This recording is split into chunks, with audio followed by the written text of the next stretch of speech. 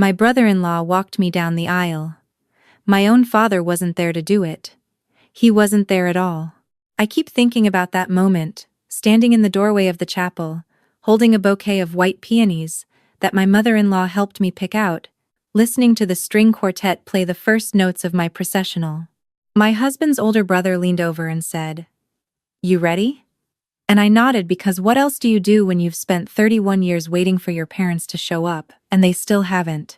I want to tell you what happened 3 weeks after my wedding. But first, you need to understand what happened for the 20 years before it. My name is Claire. I'm 31 years old. I'm a registered nurse in Nashville, Tennessee. I have a brother named Derek, who is 28, and for as long as I can remember, Derek has been the sun that my parents orbit around. It started small, the way these things always do.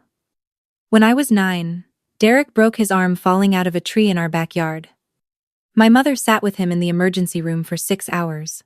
I sat in the waiting room alone, eating vending machine crackers, because nobody thought to call a neighbor. When he came out with his cast, my father bought him a brand new Game Boy to help him get through the recovery. I'd broken my wrist the summer before. I got a bag of frozen peas and a reminder not to be so clumsy. I told myself it was because Derek was younger, that he needed more help. That's what you tell yourself when you're 9. I told myself the same thing when I was 14, and my parents paid for Derek's travel baseball league, the one that cost $4,000 a season, while I was told that dance classes were too expensive and I should try out for the school team instead. I made the school team. My parents came to 1 performance in 3 years. Derek's games? They never missed one. I told myself the same thing when I was 17, and my guidance counselor called my parents in to talk about my college applications. I had a 3.9 gigapascals. I'd been accepted to the nursing program at Vanderbilt with a partial scholarship. My counselor said it was a remarkable achievement. My parents nodded politely and spent most of the meeting asking if Derek, then 14, might qualify for an athletic scholarship someday. I took out loans. I worked 25 hours a week during undergrad. I graduated in 4 years with honors and a debt load that would take me a decade to pay off. Derek dropped out of his community college after 1 semester, and my parents paid for him to take a gap year backpacking through Southeast Asia. He was gone for 8 months. They talked about his journey at every family dinner, like he was Hemingway filing dispatches from the front. I want to be clear about something, because I've been asked this before. I don't hate my brother. Derek isn't cruel. He's not calculating. He's just a 31-year-old man who was handed everything, and therefore never questioned why. That's not evil, it's just a particular kind of damage that looks like ease. The person I struggle with is my mother. My mother has a gift for making favoritism feel like logic. She doesn't say I love Derek more. She says things like Derek needs more support right now, or, "You've always been so capable, Claire, we never had to worry about you." She made my self-sufficiency into a reason to neglect me. She turned my survival into justification for her absence. When I was 24 and working night shifts at the hospital, I started sending my parents $300 a month. I know how that sounds. I've heard it from every direction. But my father had been laid off, and my mother called me crying, and I was raised to believe that family takes care of family. I figured Derek was probably helping too. He wasn't. I found that out later. I kept sending the money for 4 years. 12 months a year, $300, $43,200 total. By the time I stopped counting, I sent it while I was paying down my student loans. I sent it while I was saving for a down payment.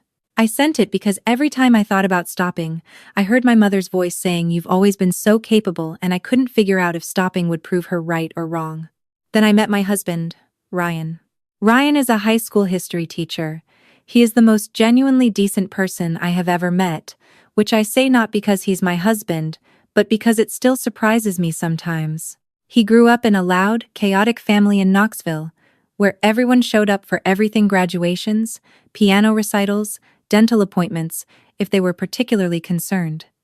His family was not wealthy. They were just present. I didn't understand for the longest time why that made me so uncomfortable. We got engaged on a Tuesday in October. Ryan proposed in our kitchen, no grand gesture, just him and a ring that had belonged to his grandmother, and a very sincere speech about wanting to be my family. I cried for 45 minutes. I called my mother that night. She said, "Oh, how wonderful," and then told me about Derek's new apartment for 10 minutes. We planned a June wedding.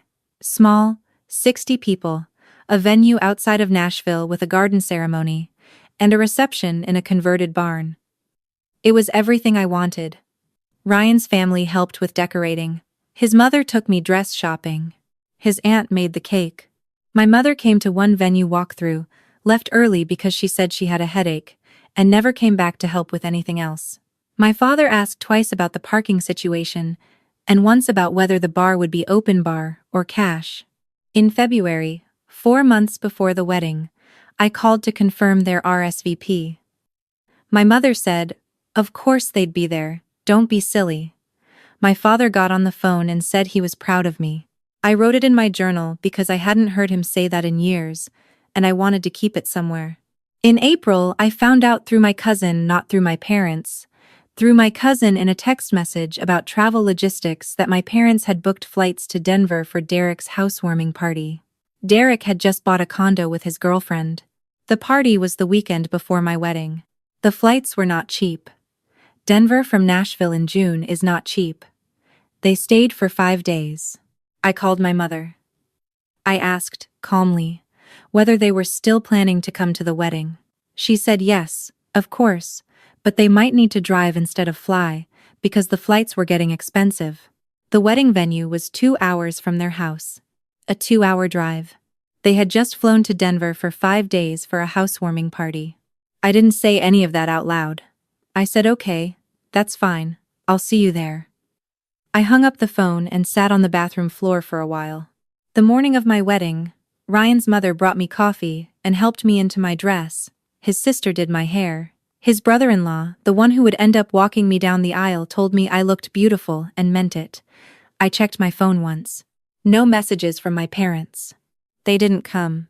My mother texted at 11:47 a.m., 43 minutes before the ceremony was supposed to start. She said my father wasn't feeling well, and they were so sorry, and they'd make it up to me. I turned my phone face down and didn't look at it again until the next morning. My father-in-law walked me down the aisle. Ryan cried at the altar. 60 people stood up. The string quartet played, and I held my bouquet of white peonies, and I got married. It was a beautiful wedding. I mean that. Whatever else I carry from that day, the wedding itself was beautiful. But those 2 empty seats in the front row, the ones with the little paper signs that said Mom and Dad, that my mother-in-law quietly removed before the ceremony started. I saw them every time I looked up during the vows. After the honeymoon, I came home to 3 voicemails from my mother, explaining that my father had had some kind of stomach issue, and it wouldn't have been fair to Ryan to have a sick guest, and she knew I understood, because I was a nurse. And these things happen. My father sent a card with a Hallmark sentiment and $50. I didn't respond to any of it for 2 weeks. I want to explain something about those 2 weeks, because people sometimes ask why I didn't cut them off right then. The honest answer is that leaving your family, even a family that has failed you, is not something you do in a moment of anger. It's something you do after a long, quiet period of accepting what is actually true. I spent those 2 weeks accepting what was actually true. What was true was this. My parents had flown to another state to celebrate my brother's new couch. They had not driven 2 hours to watch me get married. And they had been making versions of this choice my entire life. I also spent those 2 weeks going through paperwork. 3 years earlier, when my parents were having serious financial trouble, the kind that involved collection calls, and a notice from the bank, I had quietly helped them restructure a small debt. I was working in the hospital's financial counseling unit at the time as a secondary role, and I helped them navigate some options. In that process, because my father's name was the primary holder on a savings account that had been opened when I was a child, an account originally meant to be my college fund that they had quietly spent, I had technically been listed as a secondary account holder. I'd forgotten about it. It had been dormant for years. I pulled out those old documents. The account wasn't dormant anymore. After the Denver trip, there was activity. They had transferred money into it. Money I recognized as coming from Derek, from a pattern of deposits I'd seen referenced in a family group chat I was still technically in. I called the bank. I asked some questions. I spoke to a financial advisor, and then to an attorney. What I learned was something I needed to sit with for several days before I could act on it. The account, because of the way it had been set up decades ago, and because of documents signed during the debt restructuring, had a clause I hadn't noticed at the time. I had co-equal access. Not secondary. Co-equal. I thought about the $43,000 I had sent. I thought about my student loans. I thought about the 2 empty seats in the front row with the little paper signs. I thought about what my mother always said. "You've always been so capable, Claire. We never had to worry about you." On a Thursday morning, 3 weeks after my wedding, I drove to the bank branch near my hospital. I sat in the parking lot for 15 minutes. I went inside. The teller smiled at me. I presented my documentation, my ID, and my authorization. She verified everything. She processed the withdrawal. I took exactly what I had given them. $43,200. Not a dollar more. I sat in my car after, and I didn't feel triumphant. I want to be honest about that. I felt something closer to grief. The specific kind of grief that comes when you stop hoping something will change. I had been sending that money for 4 years, and part of what I was sending, I think, was hope.